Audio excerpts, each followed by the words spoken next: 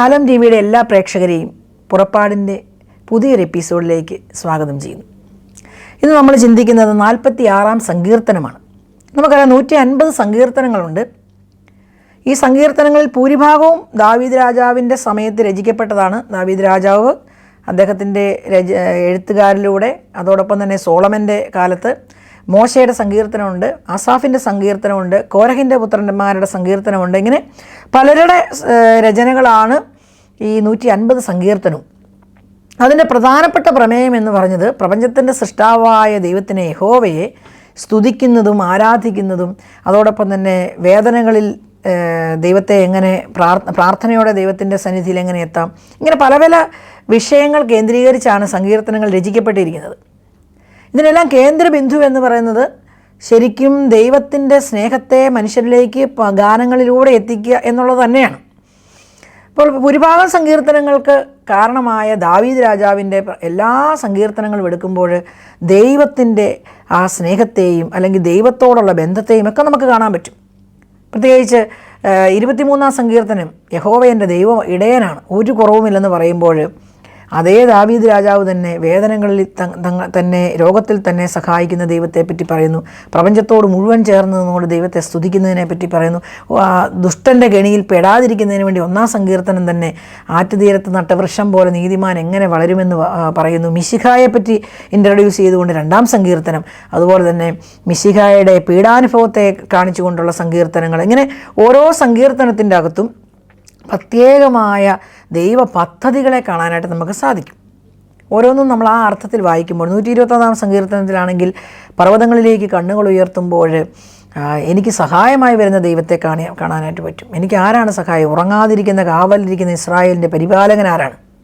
അതെൻ്റെ യഹോവയാണ്.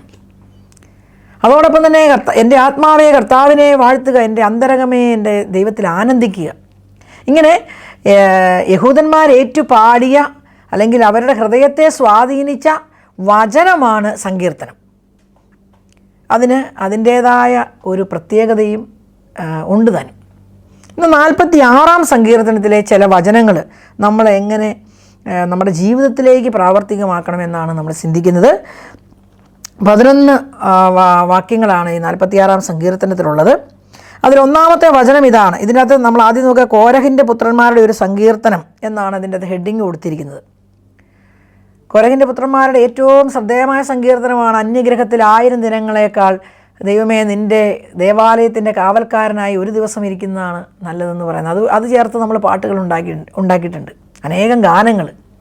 ഇങ്ങനെ ഈ സങ്കീർത്തനത്തിലെ ഓരോ വാക്കും എടുത്ത് നല്ല നല്ല ഗാനങ്ങൾ ഇന്നും രചിക്കപ്പെടുന്നു. നമ്മളെല്ലാവരും അത് പാടുന്നു, കേൾക്കുന്നു എന്നുള്ളതും സത്യമാണ്.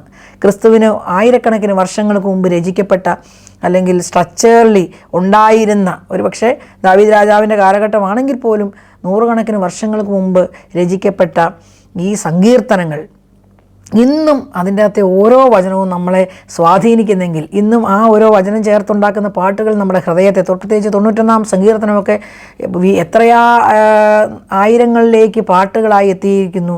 അതോടൊപ്പം പല ഭാഷകളിലേക്ക് ഈ 91-ാം സങ്കീർത്തനം അത്യുന്നതൻ്റെ സംരക്ഷണം ഏറ്റുപാടുന്നത് നമ്മൾ കാണാറുണ്ട്. അപ്പോൾ ഓരോ സങ്കീർത്തനത്തിനും അതിൻ്റെ വലിയ സ്വാധീനം ചെലുത്താൻ, ആ പാട്ടുകൾക്ക് വലിയ സ്വാധീനം ചെലുത്താൻ, മനുഷ്യ ജീവിതങ്ങളെ മാറ്റിമറിക്കാൻ സാധിക്കുന്നു എന്നുള്ളതിൽ ഒരു സംശയമില്ല. കാരണം കർത്താവാണ് എൻ്റെ ഇടയൻ എന്നുള്ള 23-ാം സങ്കീർത്തനം പല രീതിയിൽ ഗാനങ്ങളായിട്ട് വന്നിട്ടുള്ളത് നമ്മൾ കണ്ടിട്ടുണ്ട്. അതിൽ നമ്മളൊക്കെ ചെറുപ്പം മുതലേ നമ്മൾ കേൾക്കുന്ന യഹോവയാം ദൈവമെൻ ഇടയനത്രേ, ഇഹത്തിലെനിക്കൊരു കുറവുമില്ല. ഓരോ വാചനവും നമ്മളെ എത്ര സുന്ദരമായിട്ടാണ് നമ്മളെ സ്വാധീനിച്ചിട്ടുള്ളതെന്നും നമുക്കറിയാം. അപ്പോൾ ഈ സങ്കീർത്തനം കോരഹിൻ്റെ പുത്രന്മാരുടെയാണ് എന്ന് ആദ്യമേ തന്നെ കൊടുത്തിട്ടുണ്ട്. എന്നിട്ട് അതിലെ ഓരോ വചനവും നമുക്ക് നോക്കാം. ദൈവമാണ് നമ്മുടെ അഭയവും ശക്തിയും, കഷ്ടതകളിൽ അവിടുന്ന് സുനിശ്ചിതമായ തുണയാണ്. ഭൂമി ഇളകിയാലും പർവ്വതങ്ങൾ സമുദ്രമത്തത്തിൽ അടർന്നു പതിച്ചാലും നാം ഭയപ്പെടുകയില്ല.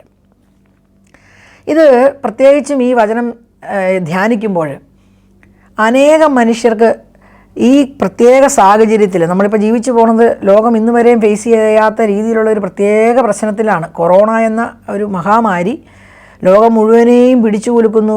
പലരുടെയും ബിസിനസ്സുകൾ തകർന്നു, പലരുടെയും ജീവിത മാർഗ്ഗങ്ങൾ വഴിമുട്ടി, പലരും രോഗികളായി, നമ്മൾ ഓർക്കാത്ത പലരും മരണമടഞ്ഞു. പലരുടെയും ഉത്തരം കിട്ടാത്ത ചോദ്യങ്ങൾ കൊണ്ട് ഇങ്ങനെ മുന്നിൽ നിൽക്കുന്നു. ഉറ്റവരെയും ഉടയവരെയും കാണാൻ പറ്റാത്തത്, യാത്രകൾ പലയിടത്തും വിലക്കപ്പെട്ടു. ഇങ്ങനെ ഇന്ന് വരെയും ഒരു പക്ഷേ ഈ കാലഘട്ടത്തിൽ നമ്മുടെ ജീവിതത്തിൻ്റെ ഈ സമയങ്ങളിൽ ഒരിടത്തും നമ്മൾ ഫേസ് ചെയ്യാത്ത ഒരു വലിയ പ്രശ്നം നമ്മൾ ഫേസ് ചെയ്യുകയാണ്. അവിടെ പലരും നിസ്സഹായരായി മാനസിക വിഭ്രാന്തിയിലേക്ക് പോയ പലരുണ്ട്. തങ്ങളുടെ എല്ലാം നഷ്ടപ്പെട്ടു എന്ന് കരുതി ജീവിച്ചാൽ ഇനി എന്ത് ചെയ്യാനാണെന്ന് ചിന്തിച്ച മനുഷ്യരുണ്ട്. ഉറങ്ങാൻ പറ്റാത്ത മനുഷ്യരുണ്ട്. മക്കളുടെ പഠനം ഇനി എന്ത് ചെയ്യുമെന്ന് ഓർത്ത് വേവലാതിയും വെപ്രാളവും ഒക്കെ ആയിട്ട് മനുഷ്യരിങ്ങനെ പോവുകയാണ്. കാരണം ഇതിലൊന്നും തെറ്റല്ല. കാരണം അവർ മനുഷ്യനായ നമുക്കെല്ലാവർക്കും അതിൻ്റേതായ വിഷമങ്ങളും വേദനകളും, ഉറ്റവരെയും ഉടയവരെയും കാണാത്തവൻ്റെ വേദന തന്നെയാണ്. എന്നാൽ ഈ സങ്കീർത്തനങ്ങളൊക്കെ നമ്മളോട് പറഞ്ഞു തരുന്നൊരു കാര്യമുണ്ട്. എന്താണ്? ഈ ഭൂമിയിൽ എന്തെല്ലാം, ഈ പ്രപഞ്ചത്തിൽ എന്തെല്ലാം സംഭവിച്ചാലും ധൈര്യത്തോടെ നിൽക്കാനുള്ള ഒരു ശക്തി നമുക്കുണ്ട്. അത് ആരിലാണ്? ഒറ്റ കാര്യത്തിലേ ഉള്ളൂ. നമ്മൾ തുടങ്ങി അധ്വാനിച്ച് കൊണ്ടുവന്ന ബിസിനസ് എല്ലാം ഒരു സൈഡിൽ തകർന്നു കിടക്കുകയാണ്. നോക്കിയാൽ ഉത്തരവൊന്നുമില്ല. അവിടെ ഒരു ക്രിസ്തീയ വിശ്വാസി അല്ലെങ്കിൽ ദൈവവിശ്വാസി, ദൈവത്തെ എവിടെയെങ്കിലും ഒരു സാഹചര്യത്തിൽ ദൈവവചനത്തിനെ ഇഷ്ടപ്പെട്ട അല്ലെങ്കിൽ അത് സ്വാധീനത്തിൽ വന്ന ഒരു വ്യക്തിക്ക് ആശ്രയിക്കാൻ ഒരു ദൈവമുണ്ടെന്നുള്ള ബോധ്യമെങ്കിലും നമുക്കുണ്ടാകണം. ഒരു പക്ഷേ ക്രിസ്തു എന്ന് കേട്ടിട്ടില്ലാത്ത ഒരാൾക്ക് അത് പറഞ്ഞു കൊടുക്കാൻ നമുക്ക് പറ്റണം. എന്താണ്? ഏത് പ്രതികൂലം വന്നാലും ആശ്രയിക്കാൻ ഒരു ദൈവമുണ്ടെന്നും ആ ദൈവത്തിൻ്റെ സംരക്ഷണത്തിൻ്റെ വലയത്തിൻ്റെ കീഴിൽ ഞാൻ ധീരതയോടെ നിൽക്കണമെന്നും ഈ സമുദ്രമെല്ലാം ഇളകി മറിയുമ്പോഴും എൻ്റെ ഹൃദയത്തിനൊരു ശാന്തത ഉണ്ടാകണമെന്നും മനസ്സിലാകണമെങ്കിൽ, അതല്ലെങ്കിൽ അനുഭവമാകണമെങ്കിൽ വചനമാണ് നമ്മളെ ശക്തിപ്പെടുത്തുന്നത്. ഒരുപക്ഷെ നമ്മൾ ഏറ്റവും സ്നേഹിക്കുന്ന വ്യക്തികളൊന്നും നമ്മുടെ അടുത്ത് കാണണമെന്നില്ല. നമ്മൾ ഏറ്റവും രോഗിയായിട്ട് കിടക്കുന്ന സമയത്ത് നമ്മൾ ചിലപ്പോൾ ഒറ്റപ്പെട്ട സ്ഥലത്തായിരിക്കാം. പലരും ഇപ്പം ലോകത്തിൻ്റെ പല ഭാഗത്താണ് ജീവിക്കുന്നത്. അപ്പനും അമ്മയും ഒരിടത്തായിരിക്കും, ഭാര്യ ചിലപ്പോൾ ഒരിടത്തായിരിക്കും, ഭർത്താവ് ഒരിടത്തായിരിക്കും, മക്കൾ ഒരിടത്തായിരിക്കും, പല രാജ്യങ്ങളിലൂടെ പോലും ആയിരിക്കും. ഇങ്ങനെയൊക്കെയുള്ള ഒരു സമയത്ത് നിസ്സഹായമായി, മാനസികമായി തകർന്നു, ശാരീരികമായി തകർന്നു, ആരാണ് നമ്മുടെ കൂടെ ഉള്ളത്? അവിടെയാണ് നമ്മൾ അനുഭവിക്കേണ്ടത്. ലോകത്തിൻ്റെ എവിടെയായാലും നമ്മുടെ കൂടെയുള്ള ഒരേ ഒരു ശക്തി, ഒരേ ഒരു വ്യക്തി, ഒരേ ഒരു അനുഭവം, ഒരേ ഒരു ദൈവം ക്രിസ്തുവാണ്. അതെല്ലാമാണ്, അത് അനുഭവമാണ്. എനിക്ക് അനുഭവിക്കാൻ പറ്റും ആ സ്നേഹം. എനിക്ക് ആ പരിശുദ്ധാത്മാവ് തരുന്ന ശക്തിയെ ആശ്രയിക്കാൻ പറ്റും. എനിക്ക് ആ ബലത്തിൽ ജീവിക്കാൻ പറ്റും. അതാണ് ഈ സങ്കീർത്തനത്തിൻ്റെ ഫസ്റ്റ് വചനത്തിലൂടെ നമുക്ക് മനസ്സിലാകുന്നത്. എന്താണ്? എൻ്റെ അഭയവും ശക്തിയും എൻ്റെ ദൈവമാണ്. You are my Xavier. എൻ്റെ രക്ഷകൻ, എൻ്റെ സേവിയർ, അഭയം. ഭൂമി ഇളകിയാലും പർവ്വതങ്ങൾ സമുദ്രമധ്യത്തിൽ അടർന്ന് പതിച്ചാലും ഭയപ്പെടില്ല. ഇനി പ്രപഞ്ചത്തിൻ്റെ പല പല വികൃതികളെ നമ്മൾ കാണാൻ പോകുന്നതേ ഉള്ളൂ. ഒരു പക്ഷേ ലോകം എങ്ങനെയൊക്കെ ചലിക്കുമെന്ന് നമുക്ക് ആർക്കും അറിയില്ല, വിധിക്കാൻ അറിയില്ല. അങ്ങനെ എന്തെല്ലാം ഈ ഭൂമിയിൽ സംഭവിച്ചാലും ഭയമില്ലാതെ ഞാൻ പിടിച്ചു നിൽക്കും. എൻ്റെ അഭയം എൻ്റെ ദൈവത്തിലാണ്. നമ്മൾ കുഞ്ഞുങ്ങളോട് പറഞ്ഞു കൊടുക്കേണ്ടത് അതാണ്. നമുക്കറിയാം, മോശ ഇസ്രായേൽ ജനത്തിനോട് എപ്പോഴും പറഞ്ഞു കൊടുക്കുമായിരുന്നു. ജോഷുവ പിന്നീട് അത് തുടർന്ന് പറഞ്ഞു കൊടുക്കുമായിരുന്നു. എന്താണ്?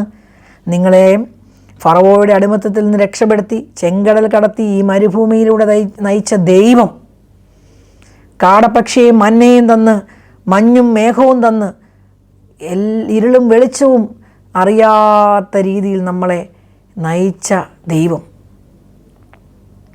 രാത്രിയാകുമ്പോൾ അഗ്നിയെ നൽകി. രാത്രിയെ അറിയിച്ചില്ല. പകലിൻ്റെ മരുഭൂമിയിലേക്കാതിരിക്കാൻ മേഘം കൊണ്ട് വിധാനം നൽകി, അറിയിച്ചില്ല. മരുഭൂമി അനുഭവത്തിലൂടെ കൂടെ നടന്ന ഒരു ദൈവമുണ്ട്. അത് നിങ്ങൾ എന്ത് ചെയ്യണം? പറഞ്ഞു കൊടുക്കണം അടുത്ത തലമുറയ്ക്ക്. നമുക്ക് ബാക്കിയെല്ലാം പറഞ്ഞു കൊടുക്കാനറിയാം തലമുറയോട്. എന്നാൽ നമ്മൾ പോകുന്ന വഴി ചിലപ്പോൾ അവർക്ക് ഇഷ്ടം കാണിയല്ല. പല പിള്ളേരുടെയും ജീവിതത്തിൽ ഈ പഴയ കഥ പറയാൻ തുടങ്ങുമ്പോൾ തന്നെ പ്രശ്നം ഉണ്ടാക്കുന്ന പല കുട്ടികളെ നമ്മൾ കണ്ടിട്ടുണ്ട്. ആ മാതാപിതാക്കന്മാരും പറയും, എൻ്റെ സിസ്റ്റർ അങ്ങനെയൊക്കെ പറഞ്ഞു കൊടുക്കാൻ പോയി കഴിഞ്ഞ് കഴിഞ്ഞാൽ ലിസ്റ്റേജി എൻ്റെ മക്കൾക്ക് ഇഷ്ടമേ അല്ല. എന്താ പറയുന്നേ? അവരന്നേരം പറയും, അയ്യോ ഈ കഥ കേട്ട് മടുത്തേ ഞങ്ങൾക്ക്. വെറുതെയാണ്. നമ്മൾ വീണ്ടും വീണ്ടും പറഞ്ഞു. അവർക്ക് ഇഷ്ടമില്ലെന്ന് തോന്നിയാലും ജീവിതത്തിൽ എവിടെയെങ്കിലും അവർ ഒറ്റപ്പെടുമ്പോൾ, ജീവിതത്തിൽ എവിടെയെങ്കിലും അവർ നിസ്സാരരായി നിൽക്കുമ്പോൾ ഈ ചിന്ത അവരെ ഭരിക്കും. ആ ചിന്ത അവരെ നയിക്കും. എൻ്റെ അപ്പം പറഞ്ഞു തന്നല്ലോ, ഇതിലും പ്രശ്നത്തിലാണല്ലോ അപ്പൻ അന്ന് രക്ഷപ്പെട്ടത്, അമ്മ അന്ന് രക്ഷപ്പെട്ടത്. ഈ ചിന്ത ഇവരെ നയിക്കും. അവരാത്മഹത്യയെപ്പറ്റി ചിന്തിക്കില്ല. അവർക്ക് ധൈര്യം കിട്ടും. എൻ്റെ അപ്പനും അമ്മയും അന്ന് പറഞ്ഞല്ലോ എത്ര അനുഭവങ്ങൾ അവർക്കുണ്ടായി, അവരെ ദൈവം നടത്തിയെന്ന്. അതുകൊണ്ട് പറഞ്ഞു കൊടുത്തുകൊണ്ടേയിരിക്കണം ഈ അഭയമായ ക്രിസ്തുവിനെ, ഈ അഭയമായ ദൈവത്തെ, ഈ ശിലയായ ദൈവത്തെ, ഈ സമുദ്രം ഇളകി മറിയുന്നിടത്ത് ശാന്തതയിൽ ജീവിക്കാൻ എന്നെ ധൈര്യപ്പെടുത്തുന്ന ദൈവത്തെ പറഞ്ഞു കൊടുക്കണം നമ്മൾ അടുത്ത തലമുറയ്ക്ക്. ബാക്കി ഒന്നും കൊടുത്തില്ലെങ്കിൽ ഈ ദൈവത്തെ പറഞ്ഞു കൊടുത്താൽ മതി, ഇവരെങ്ങനെയാലും ജീവിച്ചോളൂ. അതാണ് സങ്കീർത്തനത്തിൻ്റെ വചനത്തിലൂടെ നമ്മൾ ഈ സങ്കീർത്തനത്തിലൂടെ കടന്നു പോകുമ്പോൾ നമ്മൾ ചിന്തിക്കേണ്ടത്. ജലം പതഞ്ഞുയർന്നിരമ്പിയാലും, സുനാമി പൊങ്ങുവാണ്, 2 തെങ്ങിൻ്റെ പൊക്കത്തിലേക്കാണ് വെള്ളം പതഞ്ഞുയരുന്നത്. അങ്ങനെ ഉയർന്നാലും അതിൻ്റെ പ്രകമ്പനം കൊണ്ട് പർവ്വതങ്ങൾ വിറകൊണ്ടാലും, എന്തൊക്കെയാണ് പ്രകൃതി നമ്മൾ അനുഭവിച്ചു. ഈ കാലഘട്ടങ്ങളിൽ ഇതെല്ലാം കടന്നുപോയവരാണ് നമ്മൾ. ഞാൻ ഭയപ്പെടുകയില്ല, കാരണം എൻ്റെ ദൈവത്തിൻ്റെ സന്നിധിയിലാണ് ഞാൻ, ദൈവത്തിൻ്റെ കരങ്ങളിലാണ് ഞാൻ. എനിക്ക് ഭയമില്ല. കാരണം ഈ ലോകത്തിലെ ഒരു 80 വർഷത്തെ ജീവിതം മാത്രം കണ്ടാൽ ജീവിക്കുന്നതെങ്കിൽ എനിക്കെല്ലാം ഭയമായിരിക്കും. ഞാൻ ജീവിക്കുന്നത് ഈ 80 വർഷത്തിന് വേണ്ടിയല്ല, നിത്യജീവനെ സ്വപ്നം കണ്ടാണ്. ആ നിത്യജീവൻ അവകാശമാക്കാൻ വേണ്ടി പ്രയത്നിക്കുകയാണ്, സ്വന്തമാക്കാൻ വേണ്ടി, ആ അനുഭവത്തിലേക്ക് പോകാൻ വേണ്ടി. ആ നിത്യജീവൻ എങ്ങനെ അവകാശമാക്കുന്നത്? വിശ്വാസത്തിലൂടെയും ഇത് ക്രിസ്തു പറഞ്ഞ വചനത്തിലൂടെയുമാണ്. കാരണം ക്രിസ്തു പറഞ്ഞു, വചനം നിമിത്തം നിങ്ങൾ ശുദ്ധീകരിക്കപ്പെടും, വചനത്തിൽ വിശ്വസിച്ചുകൊണ്ട് നിങ്ങൾ അബ്രഹാമിൻ്റെ മക്കളായി മാറുമെന്ന് പൗലോസ്ലീഹ പറഞ്ഞു. വിശ്വാസം വഴി അബ്രഹാമിൻ്റെ മക്കളായി മാറും. യഹൂദരല്ലാത്ത നമ്മൾ, കാട്ടൊലിവായ നമ്മൾ നാട്ടൊലിവിലേക്ക് ബഡ് ചെയ്യപ്പെടുകയാണ്. എങ്ങനെ? വിശ്വാസം കൊണ്ട്. പരിച്ഛേദിതരല്ലാത്ത നമ്മൾ ക്രിസ്തുവിനെ വിശ്വസിച്ചുകൊണ്ട് ആ അവകാശികളായി മാറുന്നു. പൗലോസ്ലീഹ തൻ്റെ ലേഖനത്തിലൂടെ ശക്തമായി പറയുന്നൊരു വചനമാണത്. അപ്പം ഈ വിശ്വാസമാണ് ഇവിടെ എനിക്ക് ബലം നൽകുന്നത്. അടുത്തത് പറയുകയാണ്, ദൈവത്തിൻ്റെ നഗരത്തെ, അത്യുന്നതൻ്റെ വിശുദ്ധ നിവാസത്തെ സന്തുഷ്ടമാക്കിക്കൊണ്ടൊഴുകുന്ന നദിയുണ്ട്.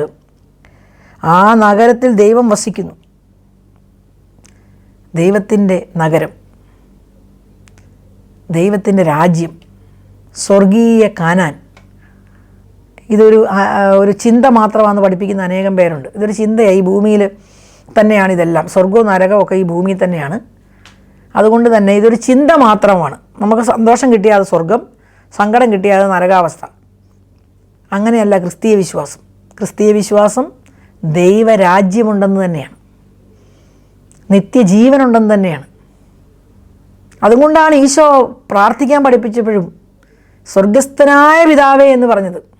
സ്വർഗമുണ്ടെന്നും അവിടെ ഒരു പിതാവുണ്ടെന്നും അറിയിക്കാൻ വേണ്ടി തന്നെയാണ്. അല്ലെങ്കിൽ സർവശക്തനായ പിതാവേ എന്ന് പഠിപ്പിച്ചാൽ മതിയായിരുന്നു.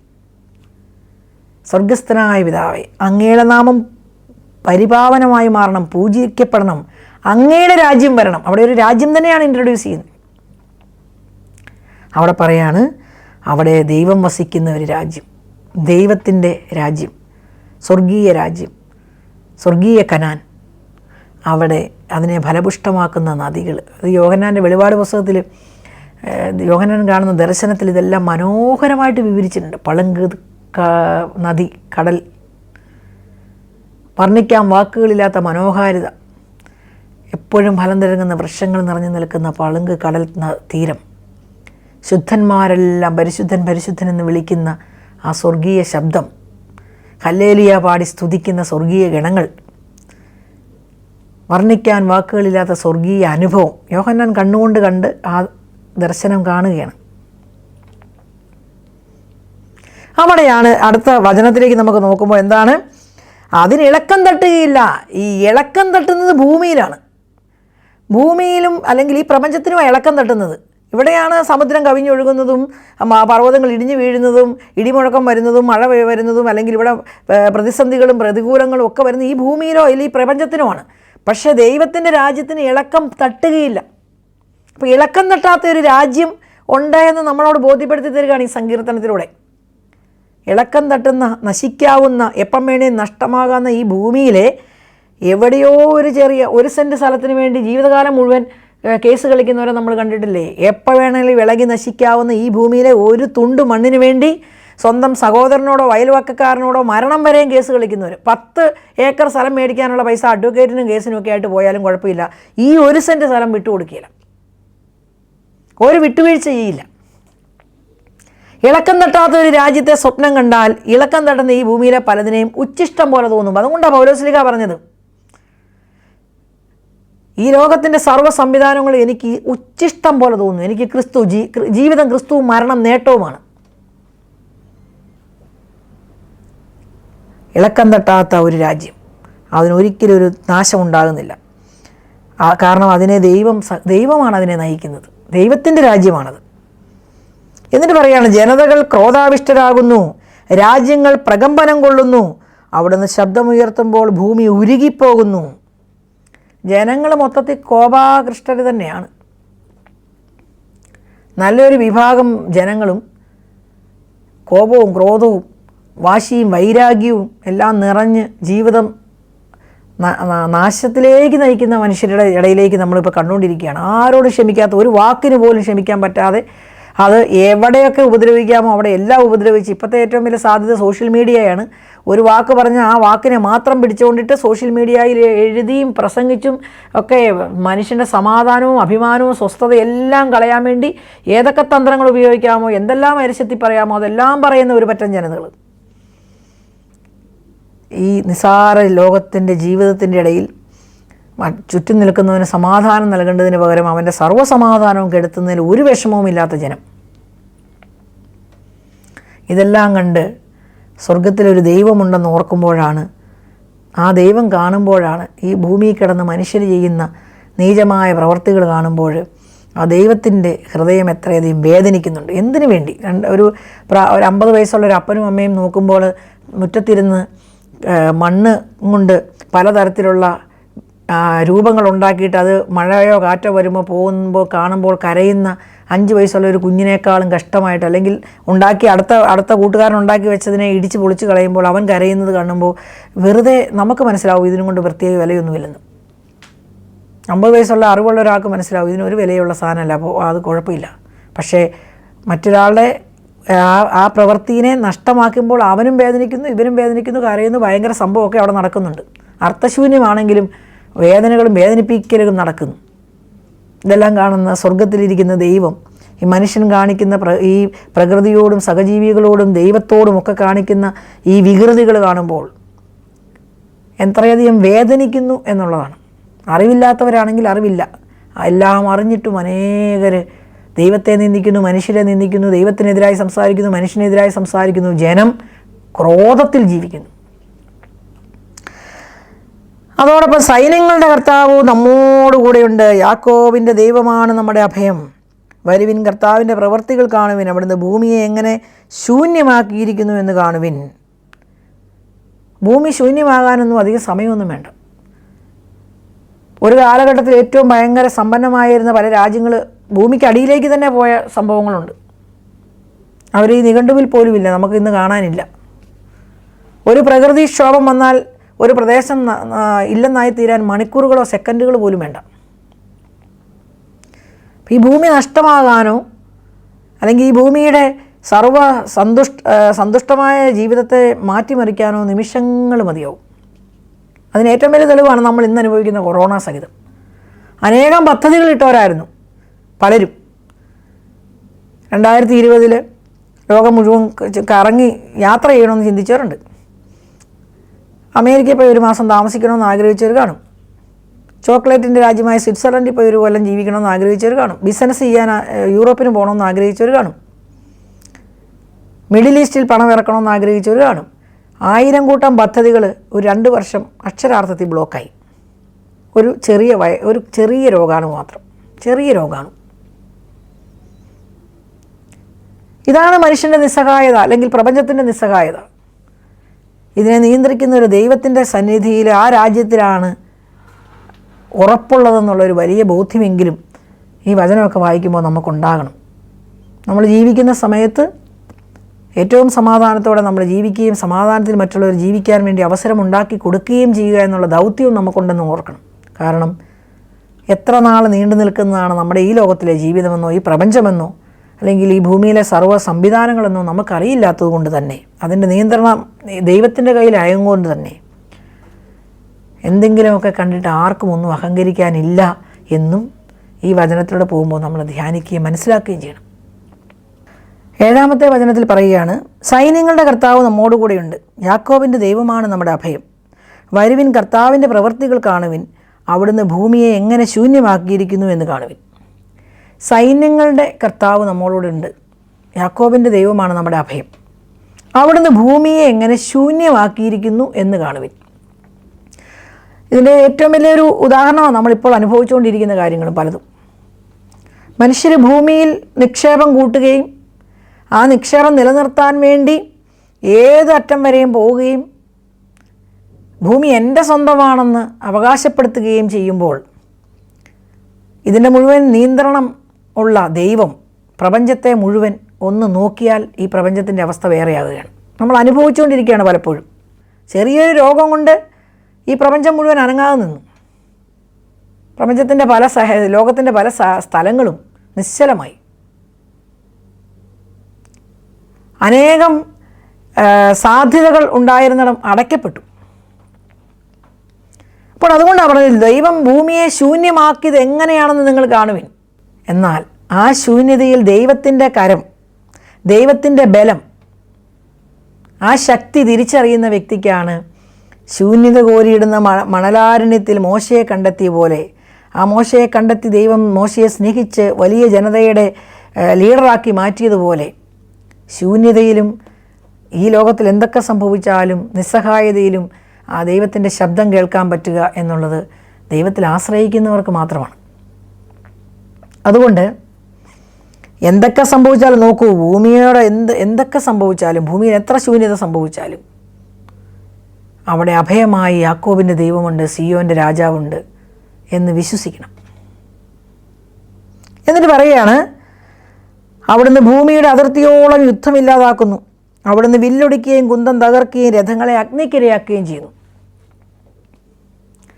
യുദ്ധസമാനമായ മനസ്സാണ് പല മനുഷ്യരുടെയും ഇന്ന്.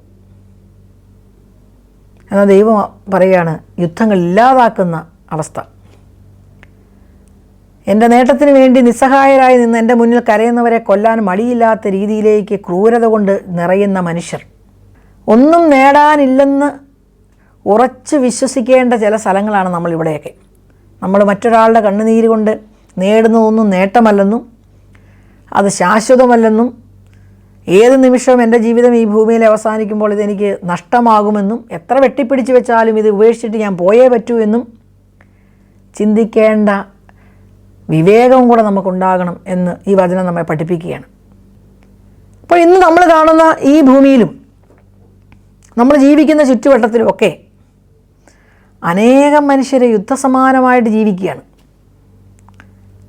എന്തൊക്കെ വന്നാലും വിട്ടുകൊടുക്കുകയില്ല. ചിലപ്പോൾ ഈ ഭൂമിയിലെ 1 സെൻറ്റ് സ്ഥലം നിലനിർത്താൻ വേണ്ടി വർഷങ്ങൾ ഏത് കോടതി വരെ വേണമെങ്കിലും കേസ് കളിക്കാൻ പോകുന്നവർ. 1 ഏക്കർ സ്ഥലം മേടിക്കാനുള്ള പൈസ ആ വഴി പോയാലും നഷ്ടമില്ല, തോറ്റു കൊടുക്കാൻ മനസ്സില്ല, ഞാൻ തോക്കില്ല, ഇതെൻ്റെയാണ്, ഈ ഭൂമി എൻ്റെയാണ്, അല്ലെങ്കിൽ ഈ സ്വത്ത് എൻ്റെയാണ്.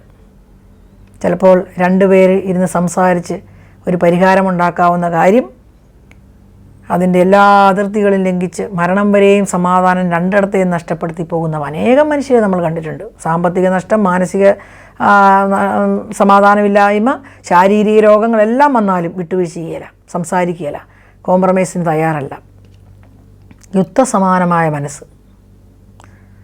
അപ്പോൾ അത് ഇല്ലാതാക്കാൻ വേണ്ടി നമ്മൾ ശ്രമിക്കണം എന്നുള്ളതാണ് ഈ വചനത്തിൽ നിന്ന് നമുക്ക് മനസ്സിലാകേണ്ട മറ്റൊരു കാര്യം. ദൈവം ഇഷ്ടപ്പെടുന്നത് സമാധാനത്തോടെ മനുഷ്യർ ജീവിക്കാൻ വേണ്ടിയാണ്. അവിടേക്ക് ഭിന്നതയും അസമാധാനവും കൊണ്ടുവന്നത് പിശാചാണ്.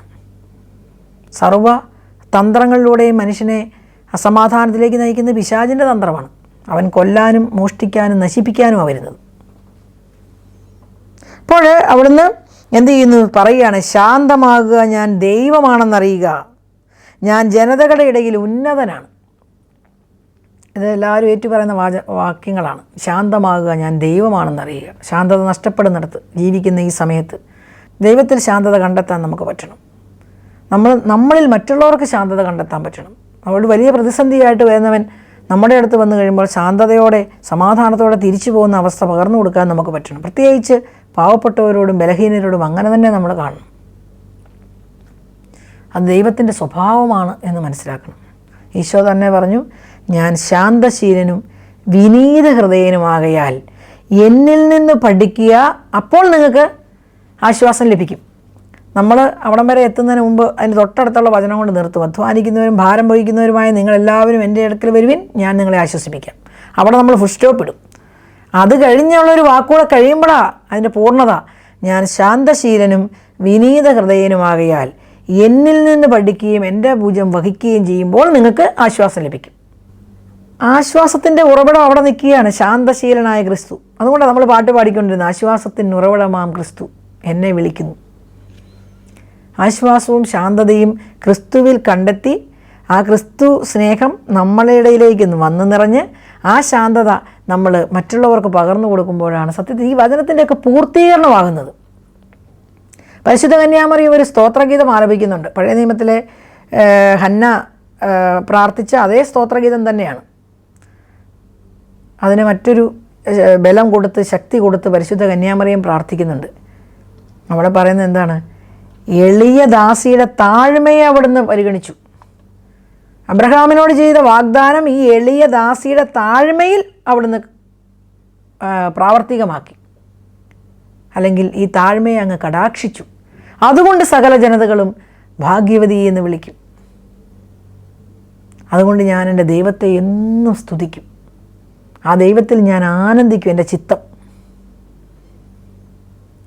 പരിശുദ്ധ കന്യാമറിയം എവിടെ നിന്നാണ് ഈ ശാന്തത കണ്ടെത്തിയത്? യഹൂദ പെൺകുട്ടിയാണ്. നാളെ മരണം മുന്നിലുണ്ട്. കാരണം കല്ലെറിഞ്ഞ് കൊല്ലപ്പെടാവുന്ന ഒരു വലിയ സംഭവത്തിൻ്റെ ഉടമസ്ഥയായി മാറാൻ പോവുകയാണ്. അവിടെ നിന്നോട്ടാണ് ഞാൻ എൻ്റെ ദൈവത്തെ സ്തുതിക്കുമെന്നും എൻ്റെ മനസ്സ് എൻ്റെ ദൈവത്തിൽ സന്തോഷിക്കുന്നതെന്നും എൻ്റെ ഹൃദയം ദൈവത്തിൽ ആനന്ദിക്കുന്നു എന്നൊക്കെ പറഞ്ഞത്. എന്തുകൊണ്ട്? എളിമയുടെ താഴ്മയുടെ എൻ്റെ സ്വഭാവത്തെ ദൈവം കണ്ടിരിക്കുന്നു. അത് വലിയ വിപ്ലവ ഗാനം തന്നെയാണ്. അപ്പോൾ ആ ശാന്തത ഏത് പ്രതിസന്ധിക്കകത്ത് നിൽക്കുമ്പോഴും ദൈവം കൂടെ നിൽക്കുന്നു എന്നുള്ള ആ വിശ്വാസമാണ് ഈ ശാന്തതയിലേക്ക് നമ്മെ നയിക്കുന്നത്. അപ്പോൾ മരിച്ചാലോ ജീവിച്ചാലോ യുദ്ധം വന്നാലോ ബിസിനസ് തകർന്നാലോ അല്ലെങ്കിൽ മക്കൾ തള്ളിപ്പറഞ്ഞാലോ കുടുംബം വലിയ പ്രതിസന്ധിയിലൂടെ കടന്നുപോയാലൊക്കെ ദൈവത്തിൽ ആശ്രയിച്ചുകൊണ്ട് ശാന്തത കണ്ടെത്തുവാൻ, ആ ശാന്തതയിൽ അടിയുറച്ച് വിശ്വസിക്കുവാൻ, ആ ശാന്തത ചുറ്റും നിൽക്കുന്നവർക്ക് പകർന്നു കൊടുക്കുവാൻ നമ്മൾ കടപ്പെട്ടവരാണ്. പ്രത്യേകിച്ച് ക്രിസ്തീയ വിശ്വാസത്തിൽ നിൽക്കുന്നവർക്ക് അത് ക്രിസ്തു ആഗ്രഹിക്കുന്നുണ്ട്. മറ്റുള്ളവർക്കും കൂടെ അത് കിട്ടാൻ വേണ്ടി കൊടുക്കാൻ വേണ്ടി കടപ്പെട്ടവരാണ് നമ്മളെന്നും കൂടെ ഈ വചനത്തിലൂടെ വചനം നമ്മളെ പഠിപ്പിക്കുകയാണ്. സൈന്യങ്ങളുടെ കർത്താവ് നമ്മോടുകൂടിയുണ്ട്, യാക്കോബിൻ്റെ ദൈവമാണ് നമ്മുടെ അഭയം. അങ്ങനെ പറഞ്ഞുകൊണ്ടാണ് ഈ 46-ാം സങ്കീർത്തനം 11 വാക്യങ്ങളുള്ള ഈ 46-ാം സങ്കീർത്തനം അവസാനിക്കുന്നത്. അവിടെ ഒന്നുകൂടി ഊട്ടി ഉറപ്പിക്കുക. അതിന് മുമ്പും ഒരു പ്രാവശ്യം പറയുന്നുണ്ട്. 7-ാം വാക്യത്തിൽ ഇത് തന്നെയാണ് പറയുന്നതെങ്കിൽ തീരുമ്പോഴും വീണ്ടും യാക്കോബിൻ്റെ ദൈവം സൈന്യങ്ങളുടെ കർത്താവ് നമ്മളോടെ ഉണ്ട്. അതുകൊണ്ട് എന്ത് ചെയ്യേണ്ടാണ്? നമ്മൾ ഭയപ്പെടുകയല്ല ചെയ്യേണ്ടേ. ധൈര്യമായി ഈ ലോകത്തിൻ്റെ പല പ്രശ്നങ്ങൾ കാണുമ്പോഴും ഈ കാലഘട്ടത്തിൻ്റെ പല പ്രശ്നങ്ങൾ കാണുമ്പോഴും ദൈവവിശ്വാസത്തിൽ അടിയുറച്ച് നിന്നുകൊണ്ട് ആ ശാന്തതയിൽ ജീവിക്കുവാൻ, സമാധാനത്തിൽ ജീവിക്കുവാൻ, കൂടെ ദൈവമുണ്ടെന്നുള്ള ബോധ്യത്തിൽ ജീവിക്കുവാനും മറ്റുള്ളവർക്ക് അത് പകർന്നു കൊടുക്കുവാനും നമുക്ക് കടമയുണ്ട് എന്ന് നമ്മൾ മനസ്സിലാക്കണം. അതിനായി നമ്മൾ പ്രയത്നിക്കണം, അതിനായി നമ്മൾ പ്രാർത്ഥിക്കണം. ഓരോ സങ്കീർത്തനം വായിക്കുമ്പോൾ അതിലെ ഓരോ വാക്യങ്ങളും നമ്മുടെ ജീവിതവുമായി കൂട്ടിയിണക്കി നമ്മൾ പ്രാർത്ഥിക്കുകയും ധ്യാനിക്കുകയും ചെയ്യണമെന്നും കൂടെ നമ്മൾ ഈ വചനത്തിലൂടെ കടന്നു പോകുമ്പോൾ ചിന്തിക്കണം. അതിനായി ദൈവം നമ്മെ സഹായിക്കട്ടെ. ആമേൻ.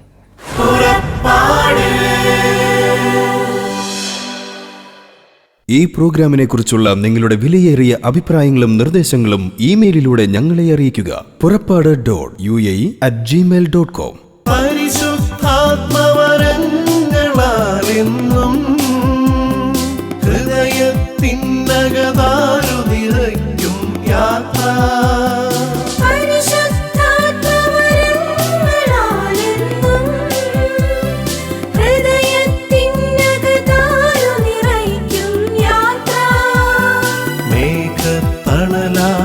അഗ്നിമാ